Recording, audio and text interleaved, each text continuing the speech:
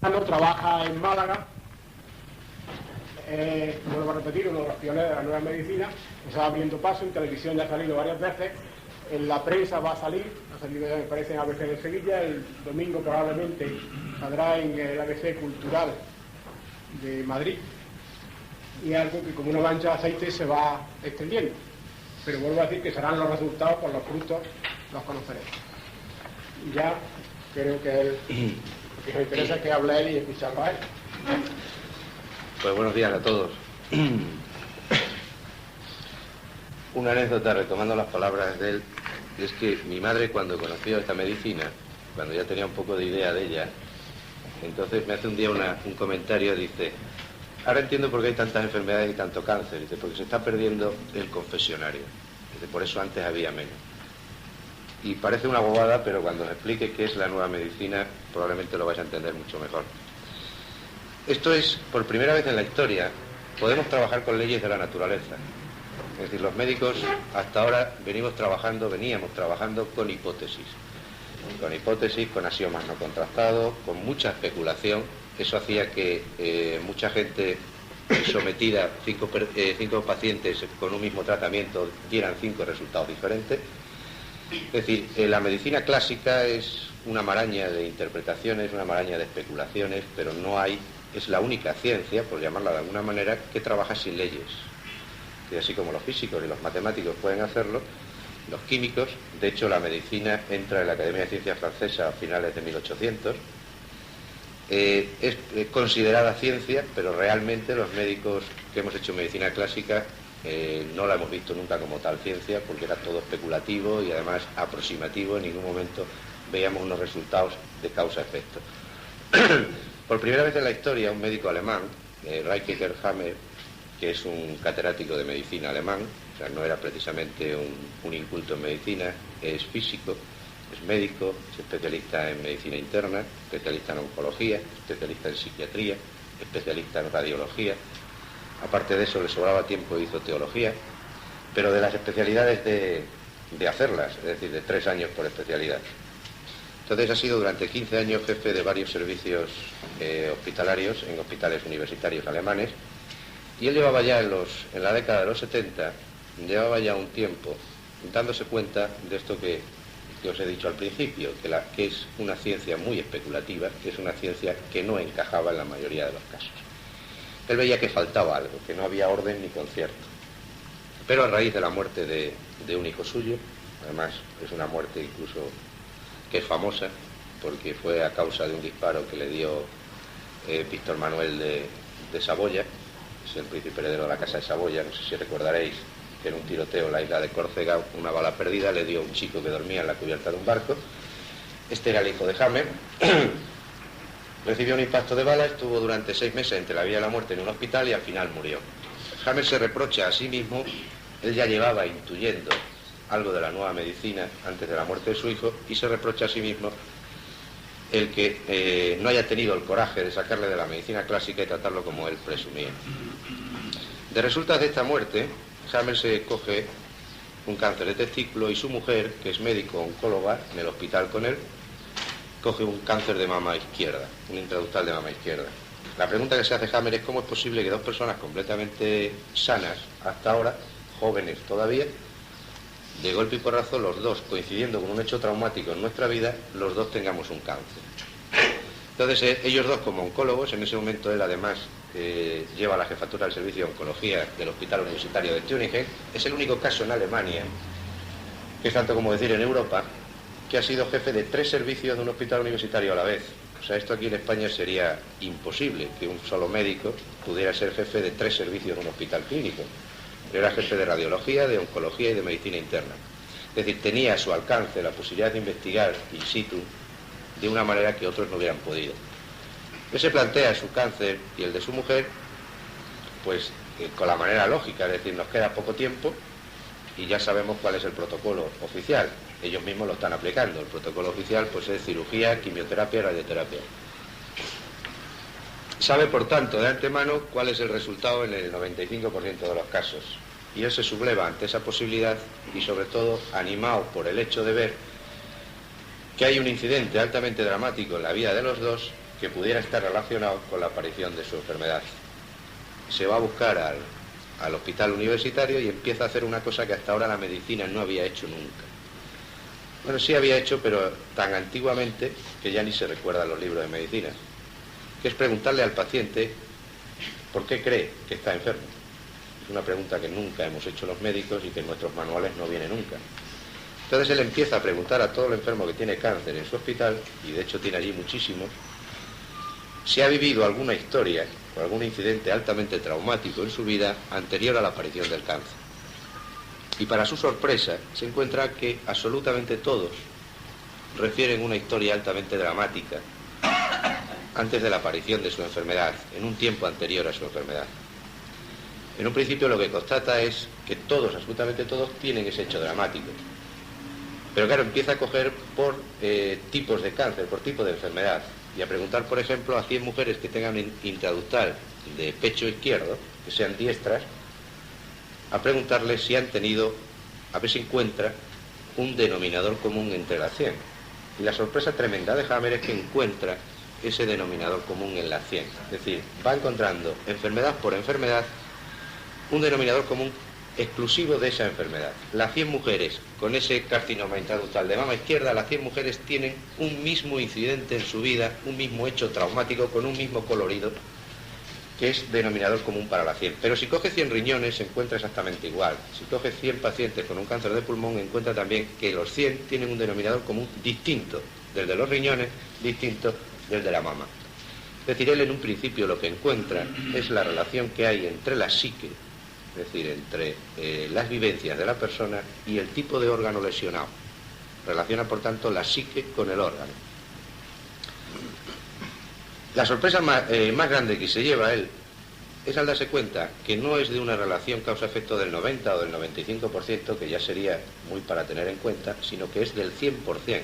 Él empieza a darse cuenta que está tocando leyes de la naturaleza. Las leyes de la naturaleza, como todos sabéis, esta gafa se caería 1.000.000 de veces que yo la soltara, puesto que sobre ella ejerce la fuerza de la gravedad, que es una ley de la naturaleza. No cabe ni la más remota posibilidad de que una sola vez se quede suspendida en el aire. Pues lo que ha descubierto Hammer es de esta índole. Yo sé que parece muy duro y que es muy difícil de creer. Imaginaros lo que puede suponer para nuestra clase médica el que por primera vez le pongas delante 5 leyes de la naturaleza que se cumplen en el 100% de los casos. Cuando él se da cuenta de esa relación, lógicamente piensa, el ser humano no es solamente una rodilla, no es solamente un codo, no es solamente un pecho. La medicina clásica, en su superespecialización continua, cada día nos obligan más a especializarnos.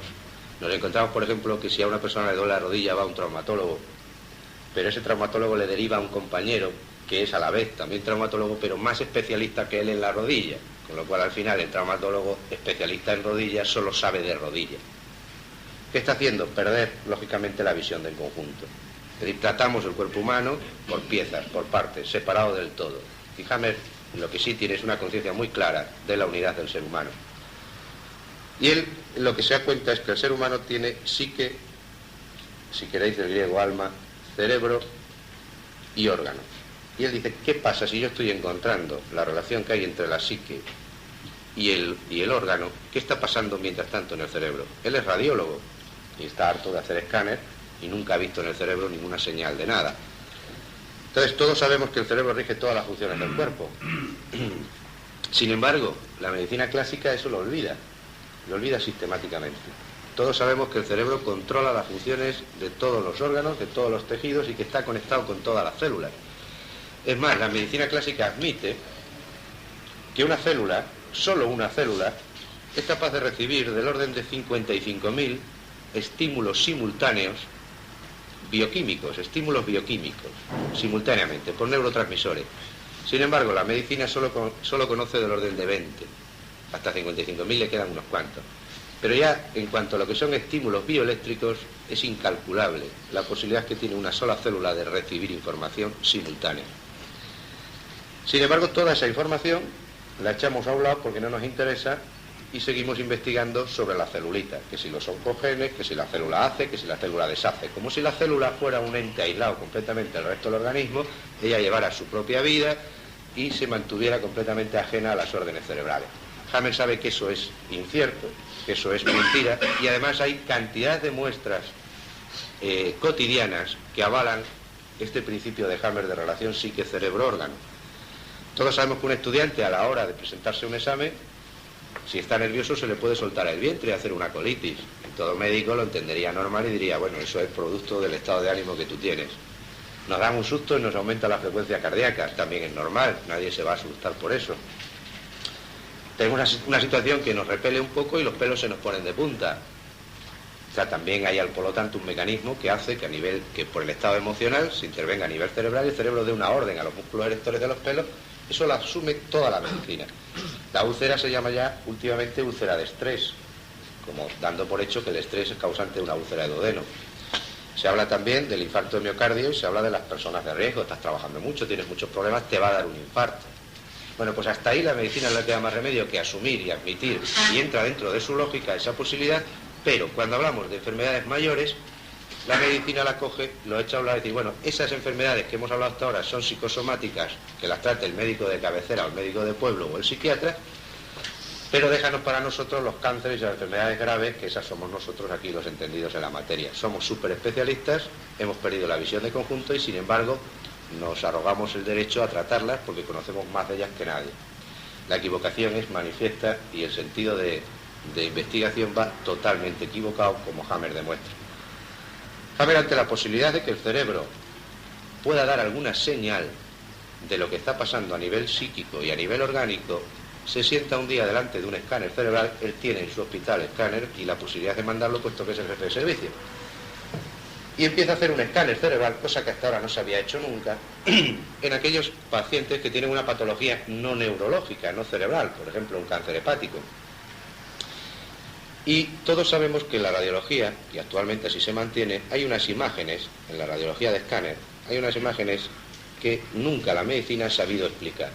Son a tipo de circulitos que salen dispersos por el escáner cerebral, que además no tienen ni orden ni concierto, unas personas están aquí, en otras personas están allá, y que como nunca la medicina ha podido darle explicación, ni la madre del aparato, es decir, ni las casas productoras del aparato han podido explicarlo, es considerado todavía como artefactos, es decir, productos de la máquina, problemas de la máquina.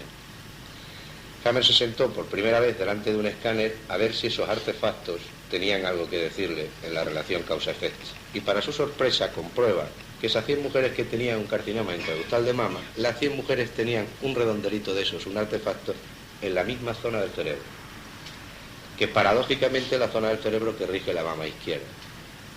Pero si se va a ver los señores que tienen un problema de riñón, se encuentra que todos, absolutamente todos, tienen un artefacto en la misma zona del cerebro que paradójicamente es la zona del cerebro que rige el riñón. Tanto es así que descubre incluso una cartografía, añade una cartografía nueva al conocimiento médico, es capaz de encontrar relés cerebrales que hasta ahora se desconocían. Él comprueba que esos llamados artefactos no son artefactos, sino la señal cerebral de lo que está ocurriendo a nivel psíquico y lo que está ocurriendo a nivel orgánico. Él me contaba un día que el día que descubrió eso, se quedó durante 3 horas sentado delante de un escáner porque no daba crédito a lo que acababa de descubrir, y él mismo se estaba imaginando lo que venía detrás, lo que iba a ocurrir. Eso era demasiado fuerte para que una clase médica tan sumamente establecida pudiera asumir semejante descubrimiento. Pero como no quería ser él el único que diera voces sobre este asunto, se fue a la Siemens. La Siemens es en Alemania la casa más grande productora de escáneres y de todo tipo de aparatos de radiología.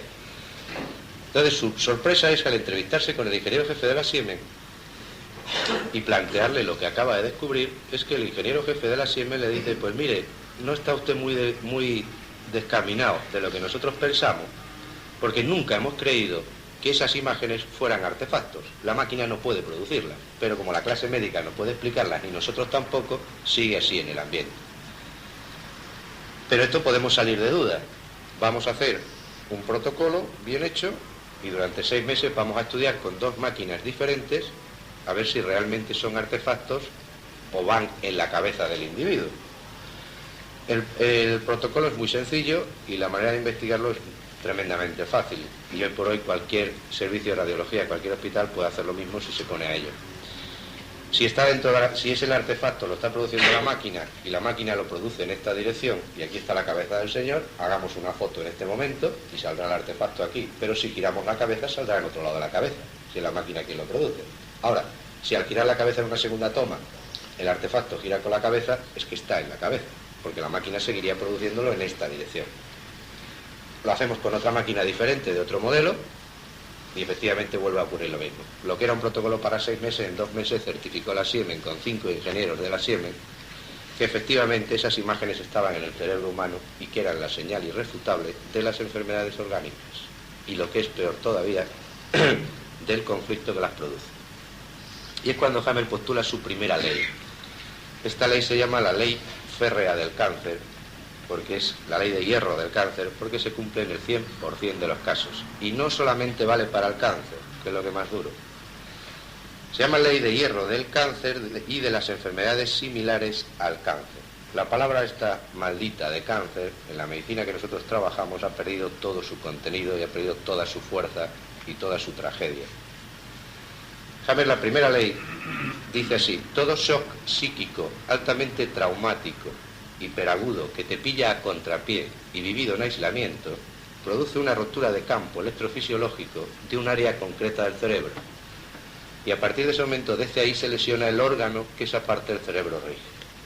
¿Comprendéis? Por primera vez se hace el triángulo. Por primera vez se puede valorar los 3 polos del ser humano: la psique, el cerebro y el órgano. Entonces, todo shock psíquico altamente traumático, hiperagudo, que te pilla a contrapié, es decir, inesperado. Él lo compara mucho con el penalti que le tiran al portero. El portero se tira para un lado y el balón va para otro. Ese es el que hace gol. Si la persona espera el golpe, no hay problema. Te pilla a contrapié y vivido en aislamiento. Eso es tremendo y es importantísimo y condición sine qua non para que se produzca la enfermedad, para que se produzca el cortocircuito cerebral. La persona se lo tiene que tragar.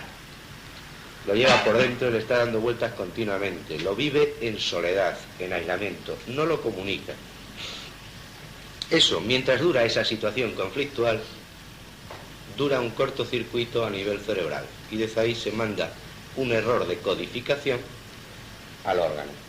Y aparece la enfermedad en el órgano. Esta primera ley se cumple en el 100% de las enfermedades, excluyendo 3 tipos de enfermedades: los traumatismos, los envenenamientos y las que ya se nace con ellas. Todas las demás, absolutamente todas, se rigen por esta ley. Esa es la primera ley de Hammer, pero Hammer se sigue adelante investigando, y además a una velocidad tremenda, y descubre que la enfermedad es un proceso bifásico.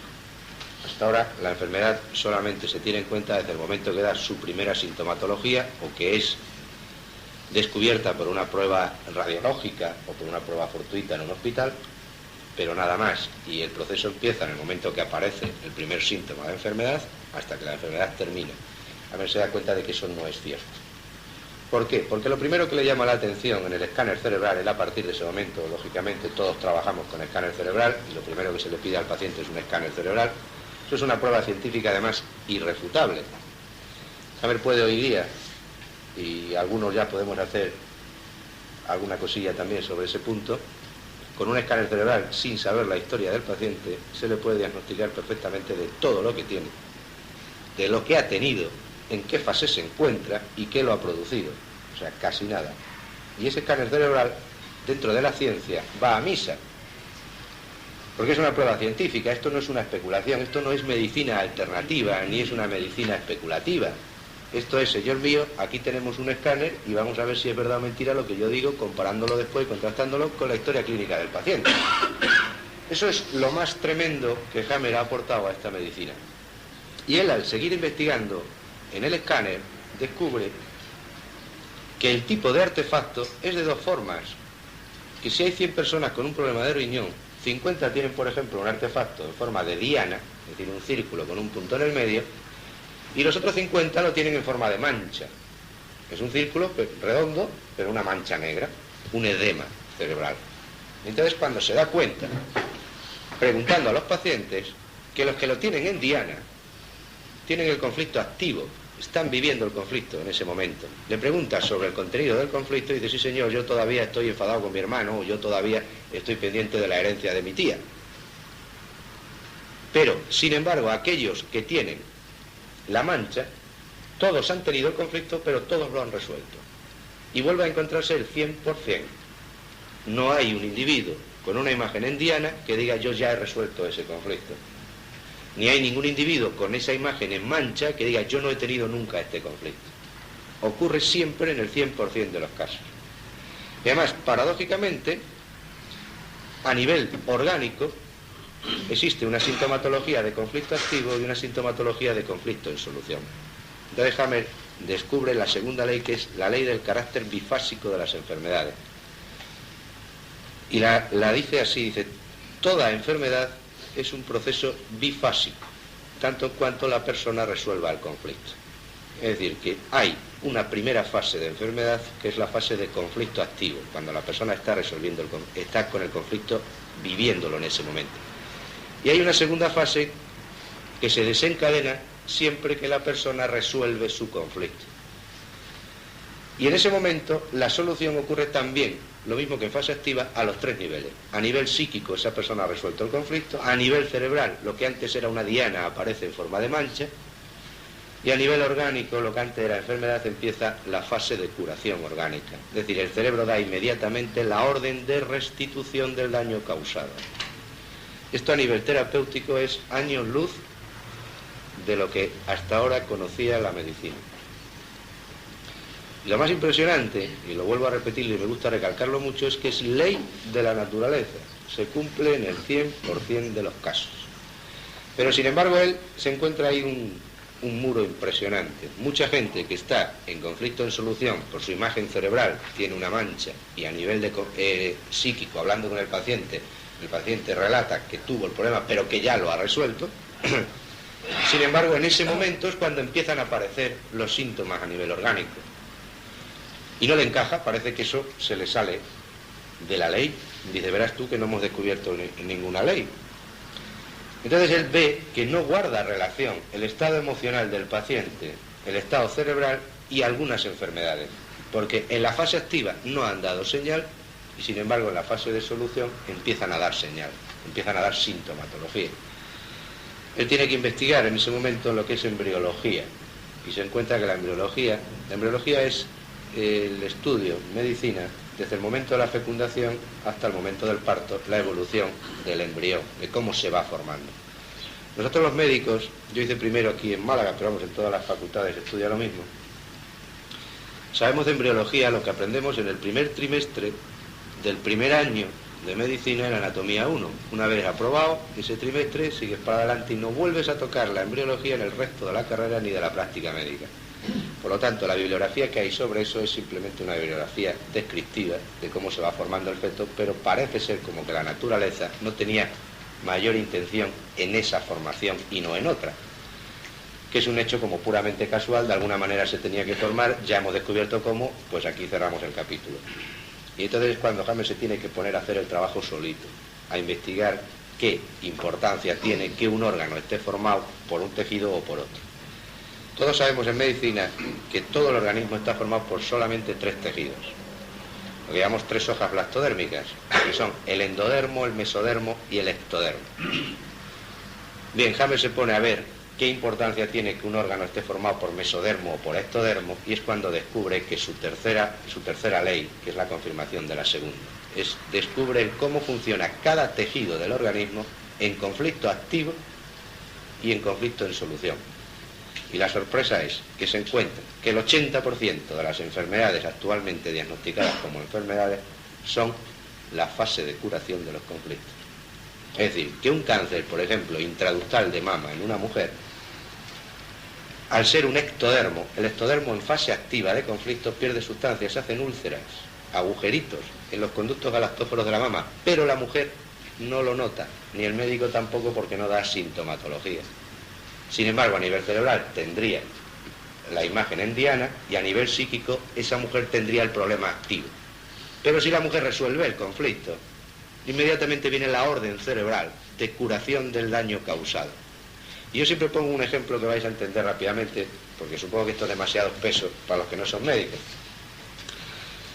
Un día cortando uno jamón con un cuchillo, se le va el cuchillo y se lleva un trozo de carne, no un corte, sino un trozo. Todos sabemos lo que ocurre al día siguiente. La medicina lo ve normal y natural y lo deja evolucionar.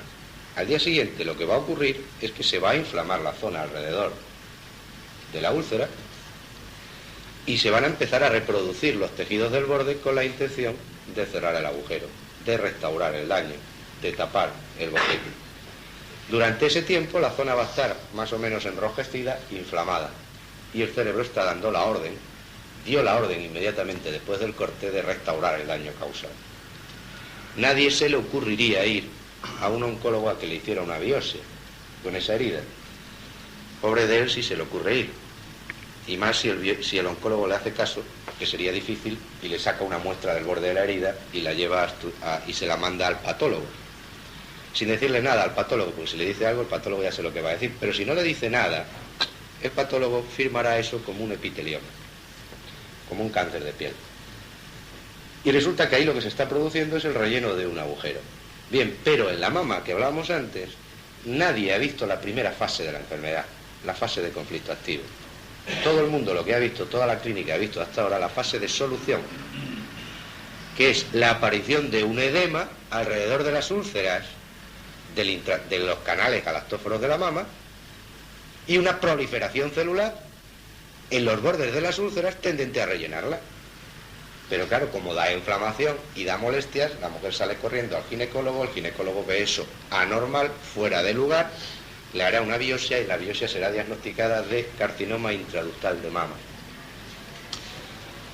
Y esa señora se estaba curando, esa señora no tenía cáncer ya. Eso yo sé que es brutal, porque hoy por hoy es la causa de muerte más grande en mujer que existe, el cáncer de mama. Y sin embargo, el cáncer de mama se diagnostica siempre en fase de curación. Ahora lo cogemos nosotros. ¿Y qué haríamos, por ejemplo, con ese cáncer de mama? Tranquila, señora, que usted no tiene ningún problema, ni biopsia, ni nada. Déjelo, y lo mismo que a los 15 días, terminado el proceso de cicatrización de la herida del cuchillo del jamón, el edema se retira y la zona se queda cicatrizada, exactamente hace lo mismo el organismo en la mama. Y al cabo de un tiempo, eso se retira y no pasa absolutamente nada. Y esa es la tercera ley, porque en la tercera ley hay 3 tejidos, os había dicho, este que os he hablado es el ectodermo, pero hay un tejido que es el endodermo, que es el tejido que forma fundamentalmente el tubo digestivo, que funciona completamente al revés. En vez de perder sustancia en fase activa, lo que hace es proliferar sustancia en fase activa y necrosarse en solución. Por ejemplo, un señor vive un conflicto, lo que nosotros llamamos un conflicto de guarrada. Se le han hecho una guarrada muy grande, os pongo un caso concreto, un señor que es socio de su cuñado y que un día, pues yendo a la notaría, después de muchos años en sociedad, descubre que el cuñado lo ha ido haciendo todo a su nombre y prácticamente lo tiene dejado en la calle. Vive la situación no en cuanto a la pérdida económica o en la posibilidad de que, bueno, pues después de tantos años resulta que yo prácticamente no tengo nada, sino en que mi cuñado me ha hecho una guarrada. El colorido del conflicto es el que determina el área concreta del cerebro lesionada y por lo tanto el órgano afectado. Por eso 100 mujeres de mama que tienen un problema de mama, las 100 tienen un conflicto con el mismo colorido. Si son diestras en mama izquierda, sería un conflicto de madre-hijo, un conflicto de separación de un hijo. Si es en la derecha, sería un conflicto general y fundamentalmente de pareja. Bien, pues este señor que os cuento, al vivir el conflicto como guarrada, no como pérdida económica, sino como guarrada, él lesiona el relé cerebral que rige el colon. Y mientras él está viviendo ese conflicto activo, en el colon se está produciendo un tumor, sería el carcinoma de colon, y está creciendo un tumor en la luz del colon. Mientras ese tumor crece y no llega a un tamaño suficiente, no afecta al tránsito intestinal, el tránsito se mantiene, luego esta persona no tiene sintomatología. Pongamos que al cabo de 1 o 2 meses, después ya de decidirse, porque no le ha dicho nada a su mujer, que es la hermana de su cuñado, entonces ya habla con el cuñado, le dice, mira tal, el cuñado reconoce su error, dice, no te preocupes, esto lo arreglamos, perdóname, empecé poquito a poco y luego ya no he sido capaz de pararlo, pero temiendo que tú te enteraras y tal y que igual, pero vamos a arreglar todo. Resuelve su conflicto, este señor cuando llega a la notaría y arreglan todo. Y a los 2 días empieza a sangrar por el resto. ¿Por qué sangra? Porque es un endodermo y en fase de solución ahora se tiene que necrosar el tumor que ha crecido en fase activa. Y ese es el primer síntoma que este señor tiene. Tiene una rectorragia. Él no está acostumbrado a hacer de vientre con sangre. Nadie de eso estamos acostumbrados a eso ni lo vemos como normal. Y sale corriendo al médico. El médico le hace una colonoscopia y se encuentra allí un tumor sólido en el colon y dice carcinoma de colon y desencadena todo el protocolo. Ese señor, cuando ha llegado al médico, estaba curado. Pero entonces, ¿dónde está el problema? Porque muchos os plantearéis, bueno, entonces, ¿por qué la gente, dejándose a su libre albedrío a casa, no se cura? Que es la pregunta que hace todo el mundo, puesto que en el 80-90% de los casos podríamos dejarlo, puesto que aparece la sintomatología en fase de curación. Hay una teoría, y además, esta para mí tiene un particular interés personal, que es la teoría de las metástasis. Si alguno de vosotros habéis visto los programas de televisión que hemos hecho, en el segundo programa yo hablo precisamente de las metástasis. Es más, no me quería venir de Barcelona sin hablar de eso, y si no me llegan a dejar hablar en el programa, corto el programa y hablo de ello, porque tiene una importancia tremenda. Toda la oncología se basa en dos hechos fundamentales. El primer hecho es en el diagnóstico del patólogo, del anatomopatólogo, el que analiza las células. Toda la clase médica, no solamente los que no son médicos, sino también los médicos, piensan que el patólogo hace siempre diagnóstico de certeza. El patólogo, como dice Hammer, es siempre una tirada de dados. Yo sé que esto es muy duro, pero como tengo amigos patólogos, incluso amigos patólogos que trabajan con nosotros, están de acuerdo completamente en esta expresión, que es una tirada de dados.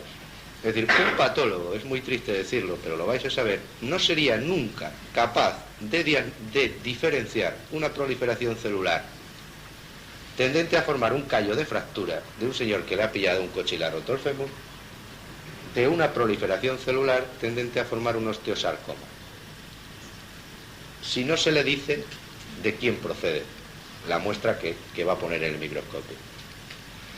Es decir, no son capaces de diferenciar una proliferación celular tendente a formar una cicatriz de una proliferación celular tendente a formar un cáncer. ¿Quién les da el diagnóstico? El diagnóstico los da en medicina, el diagnóstico de certeza en oncología es oído 3 servicios. Servicio de anatomía patológica, oncología, el clínico y el radiólogo. Pero ninguno por sí mismo tiene diagnóstico de certeza en oncología. Ninguno podría diagnosticar un cáncer. Ahora, unidos los 3, si esta muestra que le mando al patólogo es de un señor que le ha pillado un coche hace 15 días en la puerta del hospital, le ha roto el fémur y mira, está aquí con las cayolas, está tan fresco, está campante, comiendo y durmiendo y bebiendo todo, blanco migado con cuchara alrededor, con la imagen radiológica donde se ve el corte en el fémur, está clarísimo, la muestra que me has dado es de un callo de fractura. Y este otro, pues mira, este es otro señor que tenía un cáncer de hígado hace 2 años y entonces ahora tiene ya metástasis generalizadas por todo el cuerpo y tal. Ah, pues blanco y migado, cucharas alrededor, esto es una metástasis. Y no es cierto. En anatomía patológica, en el diagnóstico celular, se tienen que dar 10 pasos. Y en cada uno de esos pasos hay 10 variables. Es decir, hay montones de trabajos de la medicina clásica que demuestran que un mismo trozo de un tejido mandado a 25 patólogos diferentes sin decirle de dónde procede daría 25 diagnósticos distintos. Y eso es la base fundamental de la oncología, hasta el extremo que en la calle figura que un patólogo es capaz de diagnosticar de una formación celular benigna, de una maligna, de si esto es un cáncer de grado tanto, eso es totalmente falso. Y luego la espina dorsal de la oncología es la creencia en la teoría de las metástasis. La teoría de las metástasis sigue viva, nada menos que desde hace 119 años, que la postuló un médico alemán que se llamaba Virchow. Entonces esta teoría dice que un cáncer originario puede dar metástasis, o sea, puede dar otro tumor en otra zona del organismo, mediante diseminación hematógena. Es decir, que una célula cancerígena se separa de tu tumor originario y da metástasis. Y se implanta luego en otro territorio y allí se reproduce y da por lo tanto un segundo cáncer. Hay un hecho que es indudable y todos lo vemos, que es que un cáncer se puede diseminar por el organismo y que un cáncer que hoy lo tenemos localizado aquí, dentro de 6 meses puede estar en 5 partes más, ¿no? De alguna manera había que explicar ese hecho incuestionable. Entonces, como todas las teorías siguen vivas hasta que alguien demuestra que son falsas o encuentra otra teoría que sea más creíble que la anterior. Mientras tanto, esa teoría seguirá viva. Y esta estuvo hasta los años 60, hasta 1960 y poco, estuvo prácticamente inmaculada. Pero en esa época nos damos cuenta de que, por ejemplo, si tenemos un cáncer de hueso en la rodilla y al final nos aparece en el pulmón, todos pensaríamos que esa célula de la rodilla, caminando por la sangre, se ha ido al pulmón y allí ha formado un cáncer óseo en el pulmón. Sin embargo, el avance en la electrónica y en los microscopios demuestra que las células del pulmón siempre son células pulmonares. Por lo tanto, esa célula ósea que ha venido viajando por la sangre, según Virchow, al llegar al pulmón, tendría que formar un cáncer óseo. Sin embargo, en el pulmón nunca encontramos un cáncer óseo. Ni en el hígado, un cáncer que no sea hepático. Ni en el hueso, un cáncer que no sea óseo. Entonces hay que ponerle un puntal a esa teoría. Y hay que decir, bueno, es que esa célula que nunca, jamás, y esto quiero recalcarlo, se ha encontrado en la sangre, esa célula, en su camino por la sangre, sufre una metamorfosis y se convierte en la célula del órgano diana al que va. Esto es verdad, esta es la teoría actual, espina dorsal de toda la oncología y la que desencadena todo el proceso terapéutico oncológico de quimioterapia y radioterapia. La búsqueda de esta célula que hasta hoy no se ha encontrado jamás viajando por la sangre. Y como yo decía en televisión, ya es bastante inaudito que a día de hoy, con todos los métodos de laboratorio que tenemos, no hayamos sido capaces de encontrar una célula viajando por la sangre. Cuando somos capaces de encontrar otro tipo de células, todas las células sanguíneas, y todos los subproductos de una célula, las transaminasas, son subproductos de los hepatocitos, son enzimas. Y esas sí las podemos encontrar tranquilamente, cuantificarlas y medirlas. Y sin embargo, una célula entera no somos capaces de encontrarla en la sangre. Y es más, se han hecho auténticas barbaridades. Por ejemplo, una persona que acaba de fallecer de un cáncer diseminado por el organismo, podemos en ese momento extraerle toda su sangre y empezar a buscar, a ver si allí, porque a lo mejor con la muestra que hemos ido sacando hasta ahora no era suficiente, a ver si allí encontramos la célula. Nunca la encontramos. Los japoneses últimamente están marcando células tumorales con isótopos radiactivos y esperando a ver cómo van por vías sanguíneas, se implantan en otro tejido y hasta ahora ninguna se ha salido de su tejido ni se ha ido a implantar a ninguna parte. ¿Por qué? Porque esa teoría es falsa. Esa teoría es falsa y por eso no se ha podido demostrar nunca y sigue siendo teoría. Hasta que llega Hammer y demuestra el porqué de las metástasis. Hammer va a un congreso y dice, miren, ustedes lo que están contando es lo siguiente, que una célula cancerígena, es decir, que se ha vuelto loca, porque no olvidemos que la célula cancerígena es una célula que no sabe lo que hace, se ha vuelto loca, en un momento dado se separa de su tumor originario, es decir, pierde conexión con el cerebro, eso no importa, ella es autónoma, se echa a la sangre, usted nunca la ha visto. Es tanto como decir que un canadiense rubio de ojos azules que está loco se echa a nadar al mar. Pero como usted nunca la ha visto, no sabemos a qué mar se ha tirado. Si se ha tirado al Pacífico, se ha tirado al Atlántico. Y en su caminar, cuando está nadando por la sangre, sufre una metamorfosis, según ustedes, la célula cancerígena. Es decir, el canadiense al caer en el agua se hace superinteligente. Ya sabe a dónde va. De loco se ha convertido en superinteligente. Y mientras va nadando sufre una metamorfosis y sabe que va a China, ya es superinteligente y se convierte en chino. De manera que cuando llega a China ya es chino. Dice, mire, hasta ahí me lo podía hasta creer. Dice, ahora lo que no puedo aceptar bajo ningún concepto es que ahora usted, señor oncólogo, llegue a China y entre 1.000 millones de chinos diga, este es el canadiense. ¿Lo entendéis? Es que esa es la teoría de las metástasis. Es que como a una persona se le encuentre un llamado cáncer en una pierna, todo lo que aparezca a partir de ese momento, aunque no se parezca ni en pintura, viene de la pierna. Entonces, ¿cuál es el tratamiento de la medicina clásica? El tratamiento de la medicina clásica es acabar con esa hipotética célula que está solamente en la mente de los médicos, porque nunca ha estado en el cuerpo, acabar con ella como sea, y que hay que darle quimioterapia. Entonces nos encontramos una señora que es diagnosticada de un carcinoma intraductal de mama. Hay que quitarle la mama, para empezar cirugía.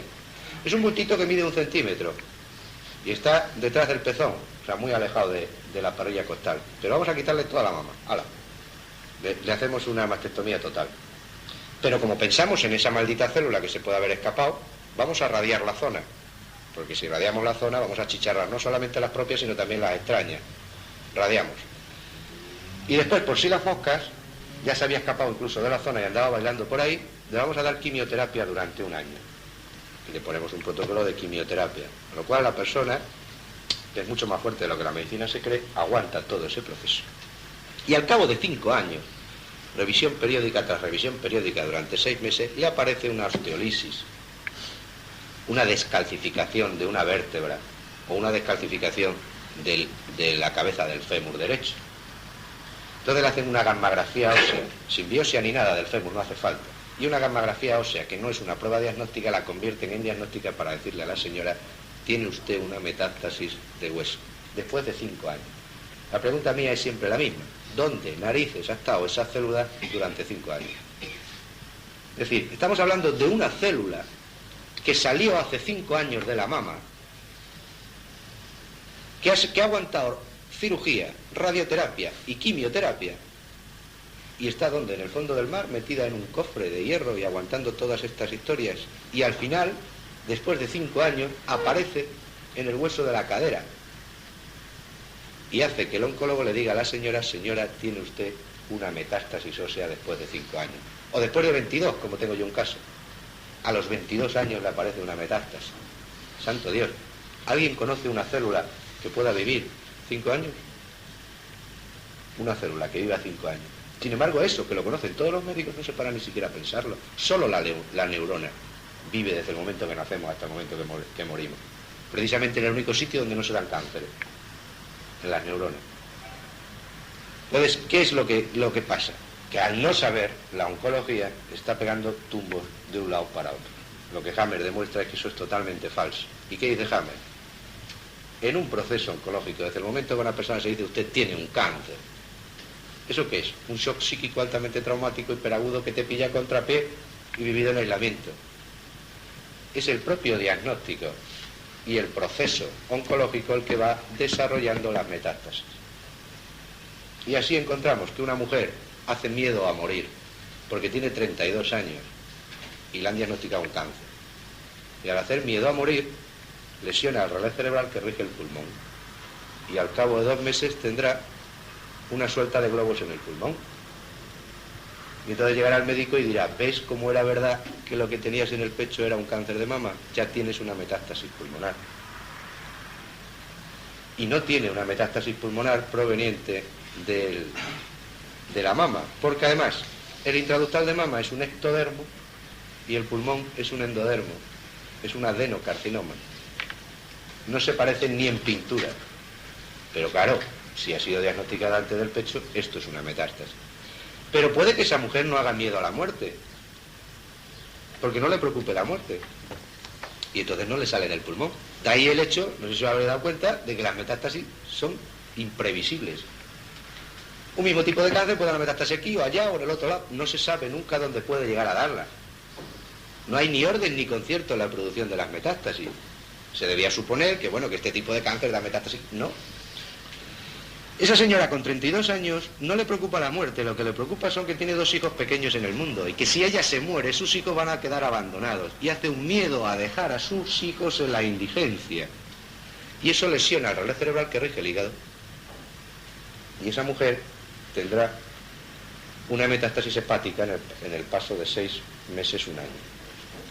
Y cuando le vea la manchita en el hígado, llegará al médico y le dirá: ya tienes una metástasis hepática. Pero puede que no tenga hijos y que aguante toda esta historia y que no haga metástasis en ningún lado porque le digan: lo hemos cogido a tiempo. Así que tranquila, que no va a pasar nada. No, te vamos a dar quimio, radio para nada. No se puede haber escapado una célula. Ni nada. Pero a esa mujer la mantienen a un tratamiento. ¿Un tratamiento de qué? De quimioterapia. Pero además, como es de mama, le van a dar antiestrógenos.